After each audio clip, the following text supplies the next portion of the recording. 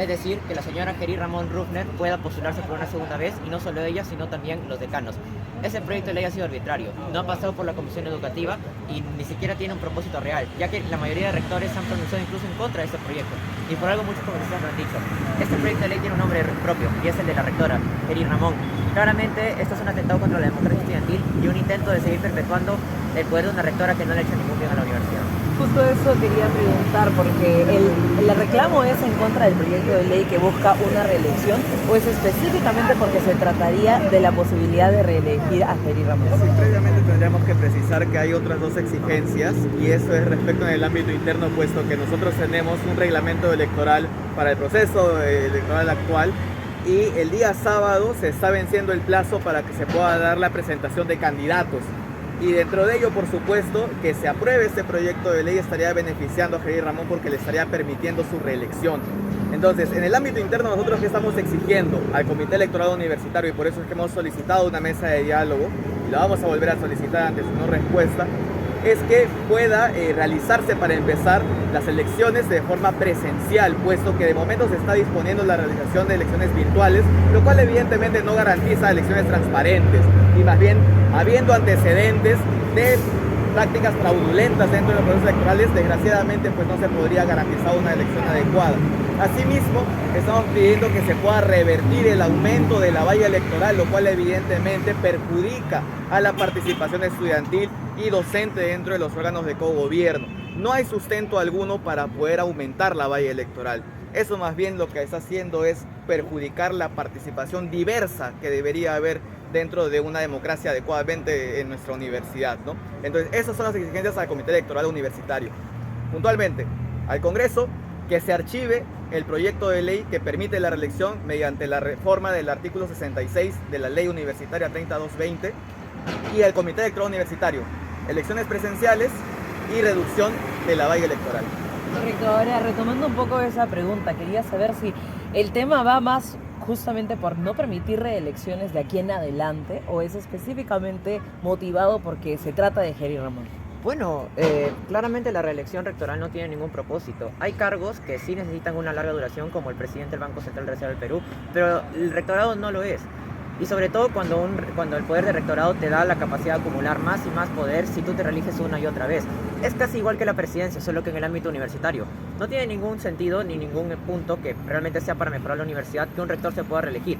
Si ha hecho bien su gestión, puede enviar a alguien de su correlación y que gane las elecciones, pero que no sea la misma persona, ya que una sola persona en un cargo de tanto poder, lo único que va a hacer es eso, acumularlo para luego poder censurar a otras listas opositoras. Y la rectora ya ha hecho eso. En el año 2024, previo a la toma en la que ingresó delincuentes a la universidad, la rectora básicamente tachó a la lista Concertación San Marcos, que era una lista opositora de docentes. En la Facultad de Derecho tachó a la lista Conecta, que era una lista de oposición al su decano de correlación. Y también tachó listas estudiantiles que eran oposición. ¿Cómo lo hizo? Básicamente, como el Comité Electoral Universitario estaba bajo su control, de la nada empezó a requerir nuevos requisitos para los personeros. Y de la nada, entonces esto generó de que todas estas listas fueran tachadas. Entonces, si lo vemos por ese punto, no está bien que una rectora o que cualquier persona se pueda reelegir en el cargo para gobernar la universidad. Pero al mismo tiempo, es esta rectora precisamente que ha hecho tanto daño a la universidad que se quiera reelegir, que también nos genera tanta indignación. Para poder agregar, creo que sería muy importante hacer la siguiente pregunta. Si va a haber una reelección, ¿de qué manera le va a beneficiar al estudiantado, a los docentes y trabajadores que se dé una reelección de una rectora, de un vicerrector, de un decano? La respuesta evidentemente no va a llegar. No existe un beneficio para la comunidad estudiantil en este caso. Desgraciadamente, pues, este proyecto de ley tiene nombre propio, y es además una propuesta de agrupaciones políticas que a día de hoy han capturado nuestras instituciones democráticas y que por supuesto son la correlación de la rectora Geri Ramón, que por supuesto dentro de nuestra universidad lo que busca es privatizarla, lo que busca es acabar con este centro de estudios en los cuales nosotros educamos al pueblo, nos educamos como parte del pueblo y formamos estudiantes para servir al pueblo. Entonces, desgraciadamente, lo último que se busca es beneficiar al estudiantado, a la comunidad. Estos proyectos de ley no tendrían que estar en la agenda del Congreso en ningún contexto, puesto que no tienen ningún beneficio directo a nuestra comunidad. Habías mencionado algunos indicios de fraude y por eso no confían tampoco en este proceso de elección. ¿Cuáles son esos indicios? En el año 2025, o sea, básicamente, en el que yo estuve presente, varios de mis compañeros reportaron que estaban votando por ellos. Y también se ha reportado que incluso votaron por un decano. El decano de letras, Marcel Velázquez, reportó que no podía votar porque cuando intentó ingresar al link de la OMPE, salía que ya había votado. No es algo nuevo, sino que es lo que la rectora hace, ya que controla telemática. Y mediante telemática tiene una red de básicamente personas que se encargan de usar los correos de las personas para votar en nombre de ellos. Y de esa forma ganar las elecciones fraudulentamente. Y esto no es algo que me estoy inventando, sino que es una serie de denuncias que la Federación ha llevado haciendo desde hace años, de cómo se usa básicamente el aparato de telemática para votar constantemente a favor de la rectora. Y también recalcar de que ella misma en el año 2021 se opuso a las elecciones virtuales. Y qué curioso que ahora mediante sus decanos de correlación y ella misma diga de que básicamente son necesarias y que incluso se debe usar San Marcos como un laboratorio para ver si se pueden expandir las elecciones virtuales a nivel nacional. Y complementando lo que dijo mi compañero, ayer se dieron elecciones complementarias al Comité de Comensales.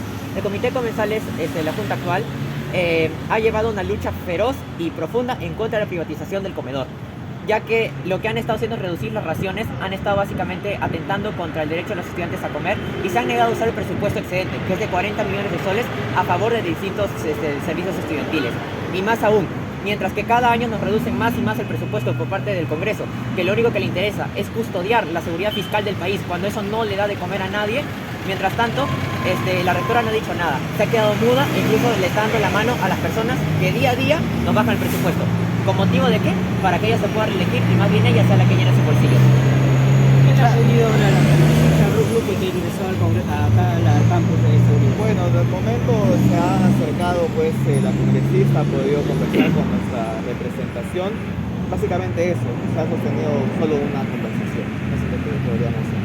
Ahora, sabemos los objetivos que tiene la marcha, ¿cuáles son los detalles que hay detrás? Es decir, ¿quiénes son los que la están liderando? ¿Cuánto tiempo piensan quedarse? ¿Y qué métodos están usando para hacer llegar su protesta? Lo que nosotros estamos haciendo ahorita es una medida de lucha, la toma del campus universitario. La toma va a continuar de manera indefinida hasta que se pueda dar respuesta efectiva a nuestro pliego de reclamos. En ese sentido, el Congreso de la República, el día de mañana, lo podría hacer incluso ahora, ¿no?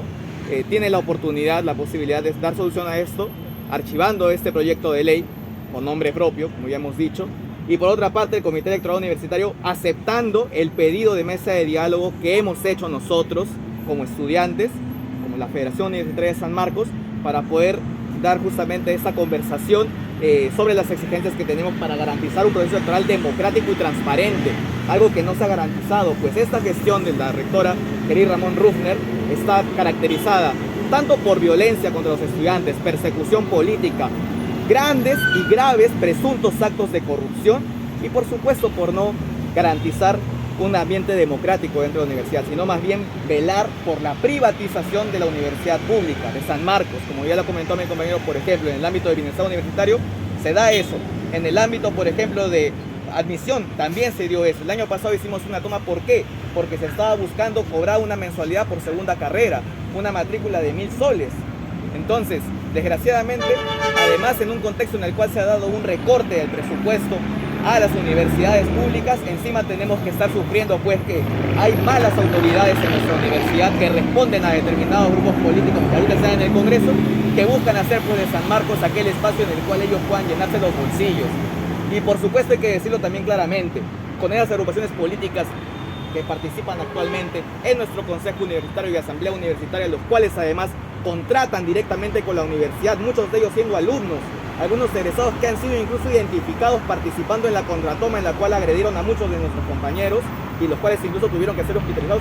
Esas personas terminan teniendo cargos en la Oficina Central de Admisión, en la Oficina de Telemática, Seguridad, en las facultades. Y por supuesto sus estudiantes, muchos de ellos, terminan siendo parte del Consejo Universitario y de la Asamblea Universitaria. Justo mencionabas la toma del año pasado, ¿cómo se va a... No resultó en ningún tipo de violencia realmente, ningún estudiante salió herido, ninguna persona fue agredida. El año pasado sencillamente lo que sucedió fue lo siguiente, se llegó al acuerdo con la rectora para que se bajara los costos arbitrarios que estaba imponiendo y que también se aumentaran la cantidad de raciones que se iba a dar al comedor universitario.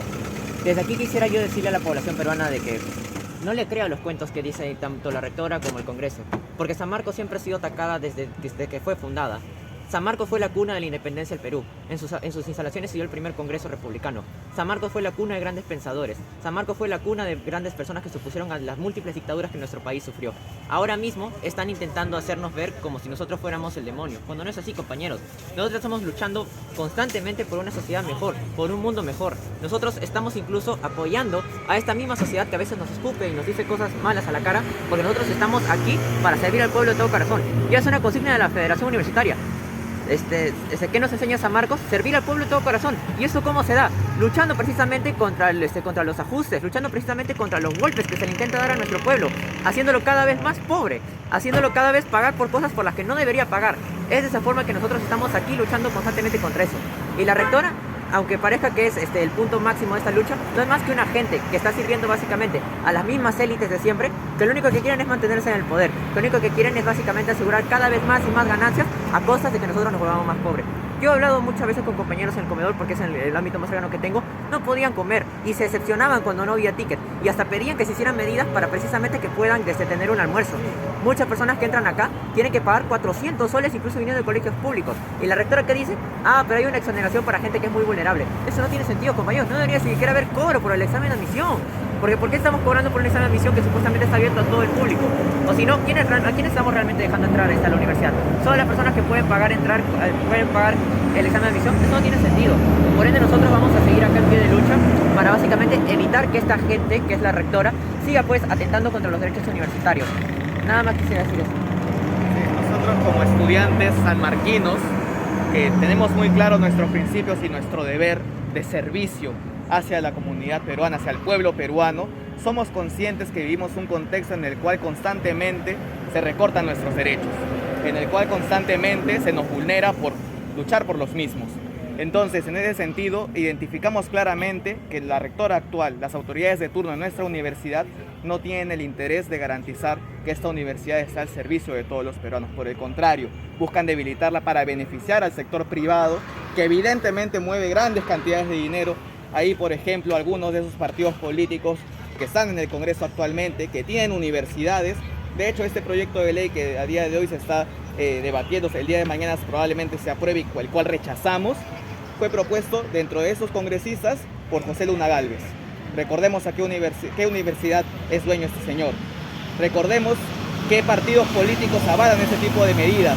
Recordemos con quiénes se junta Gerir Ramón Rufner. Entonces, si San Marcos cae, si San Marcos se privatiza, desgraciadamente las demás universidades públicas también lo van a hacer.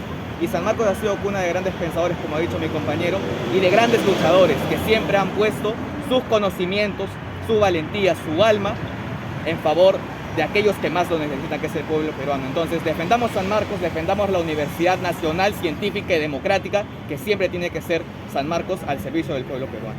Muy bien, solo para terminar, y es una pregunta igual que creo que muchas personas probablemente les puedan hacer, ¿no? Por su lado, ¿no habría ninguna intención tampoco de usar alguna fuerza o violencia?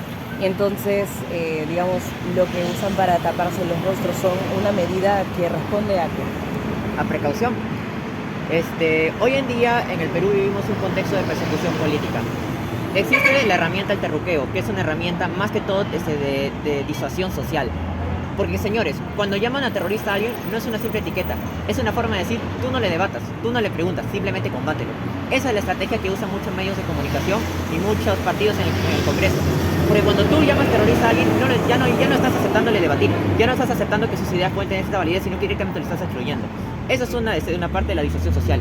La segunda, y la más fuerte y la más directa, es que básicamente la universidad denuncia a aquellos que identifican participando en los actos de protesta. Lo hace sin piedad, sin control, e incluso cuando esas denuncias se caen porque no tienen pruebas, porque los argumentos que usan no se pueden sustentar legalmente, lo vuelven a hacer en las siguientes protestas. Por eso es que nos tapamos la cara, no porque queramos agredir a alguien. Nunca se ha agredido a alguien en las tomas pasadas, excepto en el 2024, y la agresión no viene de nuestra parte, sino de los delincuentes que había metido la rectora. Entonces, cuando tapamos la cara, nos estamos protegiendo a nosotros mismos. Pero ahí puede ver a mis compañeros que están tranquilamente ahí paseando, hablando, no están haciendo nada más que sencillamente cocinar, estar ahí y realizar básicamente la defensa del campus para que la toma continúe. No realizamos ningún tipo de acto de violencia, y eso quisiera aclararles a los televidentes. Eso es básicamente una mentira que se usa como disuasión social para que no se nos escuche, para que se nos califique de todo tipo de cosas y así nuestros argumentos pierdan validez incluso cuando la tienen. que incluso habría que precisar y recordar, por supuesto, que el Tribunal Constitucional declaró como ilegal la intervención policial que se dio a este campus universitario el año 2023, un acto completamente vergonzoso que no pues se ha visto en otros contextos más que en dictaduras, ¿no? Como en la dictadura fujimorista, ¿no? Cuando se dio la intervención militar. Entonces, aquí nosotros realizamos protestas sociales, por supuesto pacíficas. Nosotros hacemos actos culturales. Ustedes se animan a ser parte de esta lucha social, a apoyar a los estudiantes. Van a ver aquí sicuris, van a ver danzas, van a ver clases abiertas, porque la universidad pública no únicamente viene a brindar conocimientos académicos, sino también a forjar una identidad como peruanos. Aquí no hay terroristas, aquí no hay delincuentes. Sin embargo, lo primero que hace la señora Gerir Ramón y por supuesto todos sus operadores políticos y demás autoridades serviles es denunciar a los estudiantes por daño al patrimonio, por disturbios, por presunta organización criminal, por organización terrorista. ¿Cuántas carpetas fiscales existen que están abiertas, pero ninguna llega a ningún puerto porque no hay prueba alguna que nos vincule con tales actos delictivos? Nosotros estamos haciendo protestas pacíficas, la violencia viene de ellos y la persecución viene de ellos. ¿De qué manera nos afecta? Nos denuncian, incluso nosotros ni siquiera podemos tener acceso a un trabajo posteriormente, porque estas personas malintencionadas hacen esos actos para poder evitar que nosotros sigamos con nuestra protesta. Entonces, nos cubrimos los rostros, sí. ¿Para qué? Para que no haya ese tipo de represalia, no únicamente de manera penal, sino también incluso administrativa, porque incluso el día de hoy hay un consejo universitario a las 5 de la tarde. Cada vez que se hace una toma, se sesiona el consejo universitario y se acuerdan pues las posibles medidas disciplinarias que se van a aplicar contra los estudiantes. Se designan comisiones disciplinarias y por supuesto que después se elaboran informes, nos sobrecriminalizan o nos criminalizan directamente y se busca pues perseguirnos, ¿no? Por simplemente estar luchando nosotros por nuestros derechos. Muchas gracias. Así es también yo, del pueblo, trabajador, me solidarizo con el movimiento popular de los universitarios, ¿no? Ante esta lucha justa del pueblo, que también es, porque repercute para el pueblo, ¿no? Y criminaliza la lucha del pueblo, como dice el compañero, alzar su voz por una lucha reivindicativa. Este sistema podrido y corrupto, este Estado, criminaliza la lucha del pueblo. Por eso que estamos luchando también contra estas leyes que da antipueblo y antipatria a este Congreso. Por eso, y nos solidarizamos, compañeros, y siempre estamos acá en la lucha. Somos del colectivo 9 de enero y estamos ahí. Y esperemos que esto lo divulgue, pues, no lo entrecorte, compañero, porque sabemos la línea política, con todo respeto, de Betel. Yo al menos veo Betel. Siempre es bueno ver la otra orilla y sacar nuestras conclusiones. Gracias. Solidaridad con la lucha del pueblo. ¡Viva San Marcos! ¡Viva San Marcos! ¡Solidaridad! Ya está. Ya están jodiendo, ya están jodiendo los tombos. Compañero. Una compañera autoconvocada en la Plaza Martín está haciendo llegar pan con jamonada. Somos de la lucha, ¿no? Nos solidarizamos con la lucha de San Marcos, que es parte de la lucha del pueblo. Ya, compañerita. Ya. Ahí están los tombos ahí tomando foto a los universitarios. Ahí está la puerta número 5. Dicen que están entrando infiltrados.